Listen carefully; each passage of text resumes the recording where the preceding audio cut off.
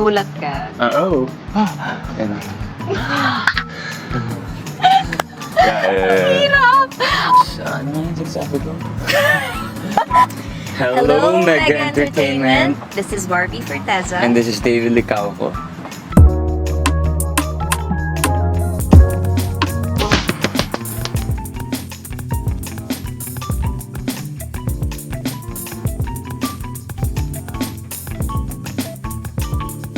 Ang first impression ko sa kanya ay tahimik at attentive.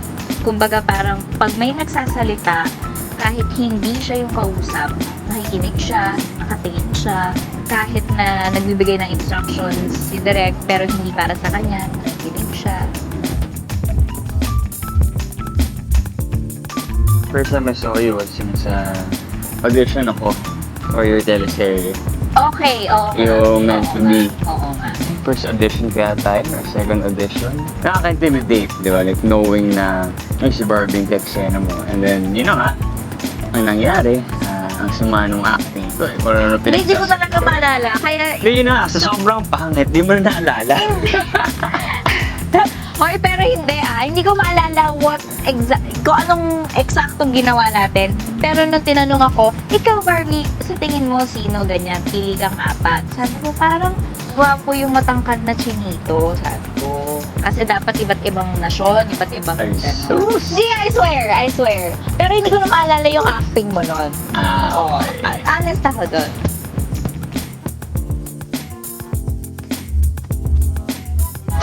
So, I do believe that, ladies and gentlemen, unique yung chemistry namin. Kasi hindi naman din kami nag-try. We don't really try so hard para magpakilig. Siguro nakakatulong din yung pagiging shy type ni David, kaya ang dali-dali sa akin nakarutin siya. Kasi iba yun sa typical na leading man, di ba? Yung aasahan mo na, Mag-lead. oo, exactly. So, yun, I guess. Kasi ganun din, naisip ko din yun. The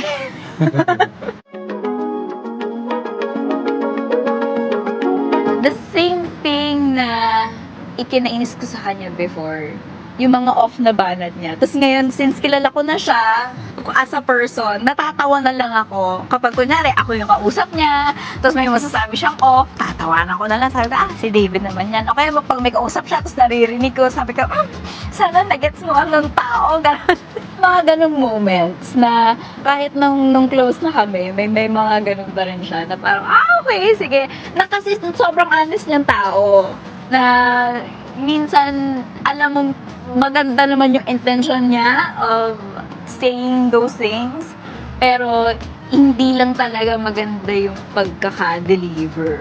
Ganun. Coming into the country. Yes. Yeah. Samantala, you play My name is Hiroshi. yes, a He's a Japanese Japanese soldier who falls in love with. ano? Oh no?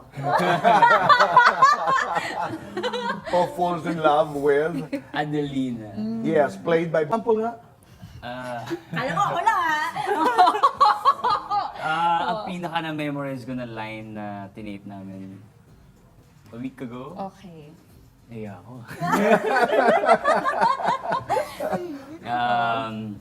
Sabi doon parang parang sarap ng food na miss ko to.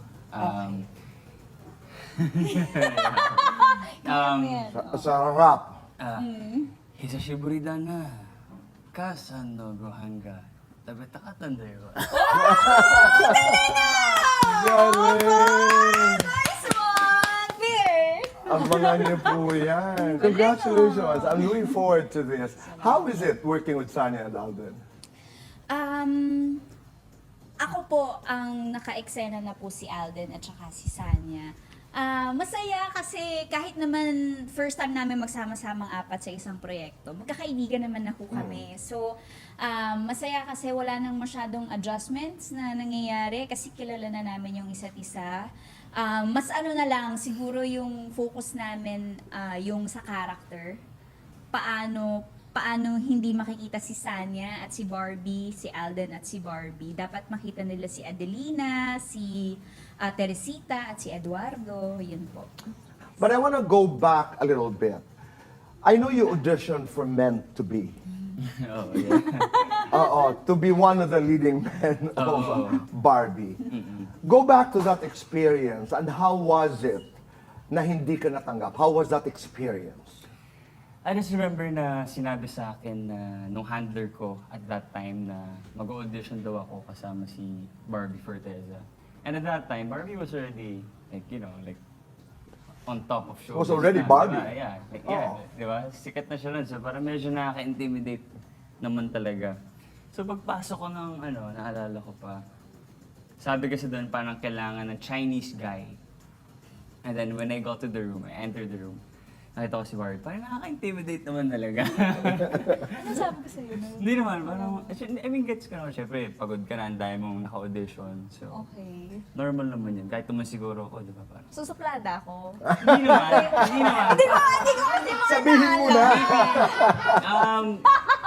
Yes, I think so, pero Medyo. maybe, pero maybe it was just me overthinking din, na parang, baka ang pangit ng papakita ko, gano'n, kasi medyo overthinker ako. So ano ba ang sinabi ni Barbie? May sinabi ba ako? Wala naman. Hello, cute mo. Dahil joke. Wala ako sinabi din gano'n.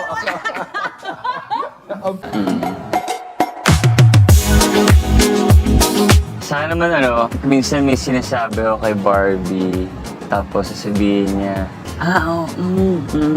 Tapos parang, siguro kaya siya naging ganon kasi ayaw niyang makot yung excitement ko sa sinasabi ko. So maya-maya sabihin sa akin, hindi, ito yung meaning ko. So parang, so parang sabi ko, di pala kami nagkaintindihan. Wala, di pala kami on the same page. Oo, wala. Pero agree muna ako. Oo, nag-agree lang siya. Para lang, di man masayang yung excitement ko, di ba? Yes. Parang gano'n. Natatawa ako sa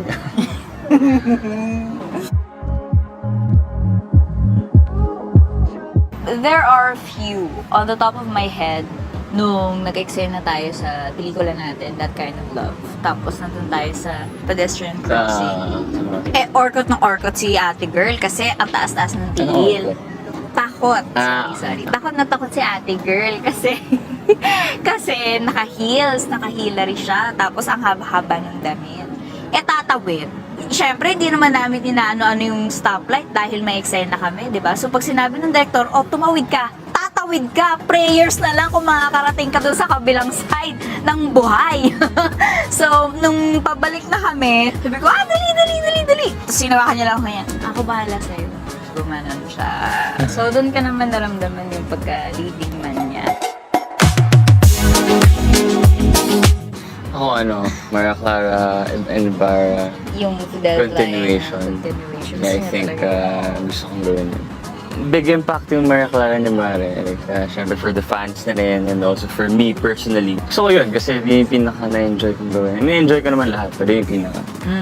Tsaka hindi, kahit naman tayo, honestly, ako naging fan din naman talaga ako ni Clay at ni Fidel. And I've always wondered, paano sila mag-end up? Ang daming tanong, so gusto ko rin sanang malaman yun. Ako kasi, despite yung ngayon nga, I think before Maria Clara, konti na naman yung may kilala sa akin. Pero nagulat pa din ako na, kayo nga pala, artista nga pala ako. Parang for me lang kasi, tao pa rin ako, gusto ko rin magawa ko ngayon mga gusto kong gawin. But of course, I have to be more aware because I'm a public figure now. Some people look up to me. Kailangan ko mas maging cautious. Ako naman, I learn how to not overshare on social media. Since I've been in showbiz almost all my life, dati ang mindset ko was gagawin ko kung anong gusto ko, ipopost ko kung anong gusto ko, ito-tweet ko kung anong gusto ko kasi I don't wanna let showbiz or anyone dictate what I have to do kasi buhay ko na to eh. So dapat I still have control over it. But then, natutunan ko rin and I also realized, hindi naman laging dapat updated yung mga tao tungkol sa'yo. Hindi naman lahat ng bagay dapat mong i-share or makakabuti kung i-share mo. Parang some things are better pag mas private. Ako lang yung nakakalam and the people who matter. So, yun. Anong hindi niyo malilimutan na karanasan pagdating sa fan? last year po, nagkaroon kami ng Pilay Fans Day na super na-touch kami, not just to the fans who came, but also to Sparkle. Kasi Sparkle po ang nag-organize po ng event na yun. So, sobrang na-touch po kami and ang daming pumunta ng mga kaibigan namin, mga Pilay. So, nakakatuwa dahil parang ang saya ng buong event. Ang saya, it did not feel like work. Even for the both of us. Ang saya lang, ang chill ng buong event. Ikaw, David, hindi mo malilimutan. I think nagpa-block screening ng movie. Tapos talaga may mga kumakanta, tapos may mga ibang tao na lumipad from Davao, from different parts of the Philippines. And I remember, naiyak ako kasi parang grabe. Yung effort. Oo, Yeah, yung effort. that's true. Grabe talaga. At saka talagang they go out of the way. Yeah. Umulan, bumagyo, nandun yan. Yeah. You would come across fans like that, rabid fans. Na up to this day, they would really ship the two of you, di ba? How do you handle itong expectations? How do you handle the demands of your followers? Ako po, na-appreciate ko po na sinusuportahan nila kami ni David. As a team, no? As a team, opo. And siguro para sa akin, ang natutunan ko po siguro sa isang taon na naging mag-love team po kami ni David is not to get drowned in those demands. Kumbaga parang just keep doing what you're doing kasi minahal naman nila kami sa kung ano kami. Knowing The realities. Yes po, Tama. opo. So Oo. walang dapat magbago. At saka, the best thing about it Yes. is you never lied to your fans. Yes. At saka hindi namin hiningi pero kusa nilang binibigay ng Yun. suporta. Di ba? I mean, Parang what can be love greater talaga than siya. that? Unconditional. Yes. Unconditional Totoo. love. Like wala naman silang ina-expect na anything. Just pictures. Just Yeah. for them to see us. They're Smile. super happy already. Wave. Yeah. Make me feel good, di ba? Yeah. I like that. Ibinibigay kahit hindi hinihingi.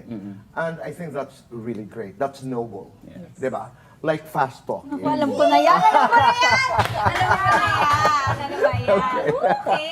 Sa inyong dalawa, Ako, ayan. our Sa aming time dalawa. fast talk begins now. Sa inyong dalawa, sino ang mas kuripot? Ako yata. Parang ako. Sino ang mas madaling utangan? Ako yan. Mas mahirap pasayahin? Baka ako siguro. Barbie David, mas matigas ang ulo. Ako yun.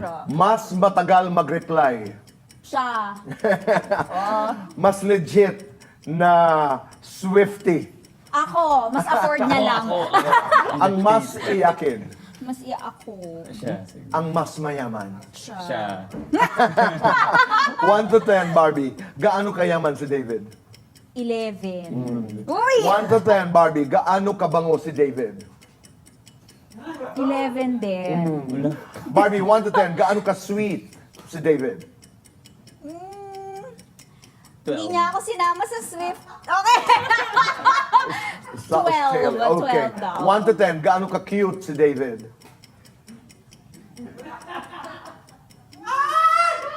Okay. Barbie, nahihiya si David kapag Kapag kino-compliment ko siya, takot si David sa akin. Barbie, Taylor Swift song that you would dedicate kay David. Daylight. 1 to 10, David, gaano kadaldal si Barbie? 6, 1 to 10, David, gaano kalambing si Barbie? 10, Gaano kasipag si Barbie? 15, Gaano kaganda si Barbie? 1 to 10. 99. Oh! Hindi pa kinumpleto. David, ang cute ni Barbie kapag Nakangiti. natatawa si Barbie sa akin kapag Kapag nahihiya ako, nagalit si Barbie sa akin noong nung na-late ako, Taylor Swift song that you would dedicate to Barbie. lavender. Hazy. 1 to 10, gaano kayo ka-close? May mas close pa po ba? Medyo ang laki po nung couch, di Eto ba? na, kinikilig na po ako. Hindi, dito ka lang. Dito na. Lights on or lights off? For the both of us. Yes. On. On. Happiness or chocolates? Chocolates. Happiness. Oh, mas brave ako. Yes. Best time for happiness? I think nighttime. Bawal ligo. Isa pa. Okay. Para sa inyong dalawa, sabihin nyo sa isa't isa, deserve mo blank dahil. Ikaw mo muna, David. You deserve all the happiness in the world because you deserve it. And I. Tama naman, makes sense. Din. Okay. Deserve mong maging masaya dahil marami kang napapasaya.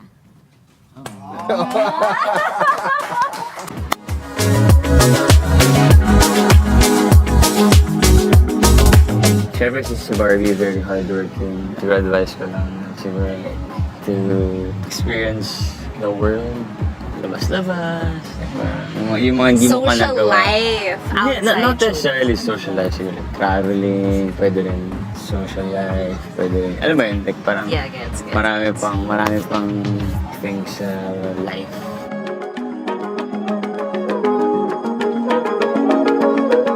Don't put too much on your plate. Prioritize yourself. Do what makes you the happiest. Muna, start with yourself. And then, tsaka mo na intindihin yung mga businesses mo kasi mayaman ka naman na. So, dapat happiness mo muna, di ba? Personal happiness, personal goals. Doesn't have to be about business. More of like, yung personal mo talaga. Nakwento mo sa akin, may gusto kong gawin after maging sino ka man. Which, I hope magawa mo na para for the better Yeah. of your well-being. So, yun. Thank you. Thank you!